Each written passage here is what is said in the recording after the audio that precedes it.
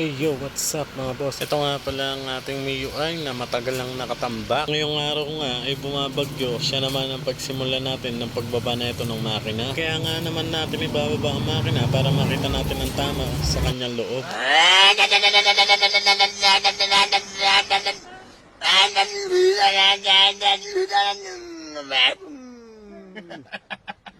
Heto nga, kumain na muna nga ako at para may lakas at makapokus tayo na gumawa ng motor. Mahirap naman kasi magtrabaho nang wala pang laman ng sikmura. Dito nga ay minamadali ko na kumain at di lang pansin sa timelapse kasi gustong gusto ko na magawa yung motor. Itinabi pa yung light and pork, kulang na lang ay ulamin ko na. Kagigising ko lang ng araw na to at wala tayong pasok kasi nga bumabagyo. Ito na yung pagkakataon na maayos na natin ang ating project bike. At isa din sa dahilan kung bakit minamadali ko nang gawin ng motor, unti-unti nang dumadating yung mga kailangan nating pyesa. Dahil nga yung mga pyesang in-order ko ay galing pa ng Indonesia. Sobrang tagal dumating, halos mag-iisang linggo na. Ganun pala talaga pag sa ibang bansa ka kumuha ng pyesa. Laking pasasalamat ko kahit bumabagyo ay na-deliver sa akin ito na maayos. Horror.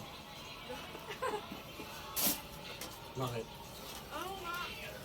Horror nga. Kapag namukuan mo? Hindi. At ito nga, nakipagkwentuhan sa akin yung pamangkin ko at gustong gusto niya yung pinanood ko sa kanya sa TV na horror.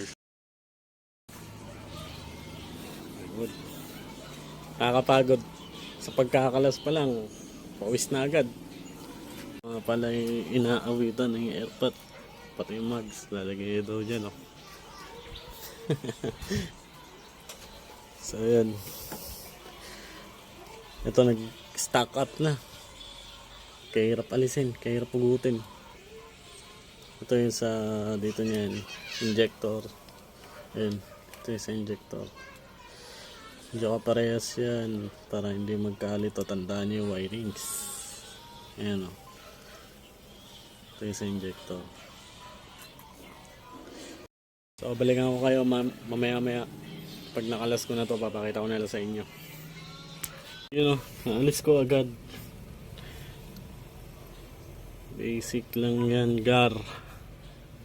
Oh. Iba welding. Ito hindi na. Ayos ah. Ang dahil nga dito sa axle na to, nadali pa yung aking kamay.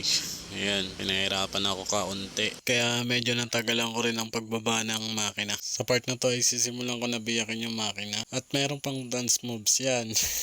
Original parts nga rin pala yung bibilin natin dito. Yung mga gagamitin natin sa pagbubuo ng makina. Hindi na nga rin pala biro yung ginastos natin dito mga boss. Kung yung akala nila, tigi 100 lang, tigsi 50 ang mga pyesa. Doon kayo nagkakamali. Dahil kung tatanungin nyo ako kung saan napunta yung ipon ko, alam nyo na mga boss. Sa panggilid nga pala yung una kong binabanatan para makita ko kung okay pa ba. Ayan na nga at malinis pa rin yung panggilid natin. Kung sa tagal na ng panahon na nakatambak nito, ganun pa rin yung linis niya nung iniwanan ko. At kung mapapansin nyo yung pulley side natin, may bilog na nakaukit. Ayan nga pala yung gas-gas ng 13.5 na pulley ko. Kaya naman nangyari yan ay kumalas siya nung papunta ako ng Kawayan. Dito naman na mapapansin nyo yung loob niya, napakarumi na yan, matik na yan pag ganyan. At eto na yung surprise na makikita ninyo. Yung surprise. Yan na. Hey. Tingnan nyo, itim talaga. Ito yung kuyo. Nabili tayong connecting rod pero hindi tayo umabot sa nag-hydraulic press ng Sigunyal. Eto, makabili na tayo. So ang kakalimutan ko na lang ngayon ay yung port. So update ko kayo bukas.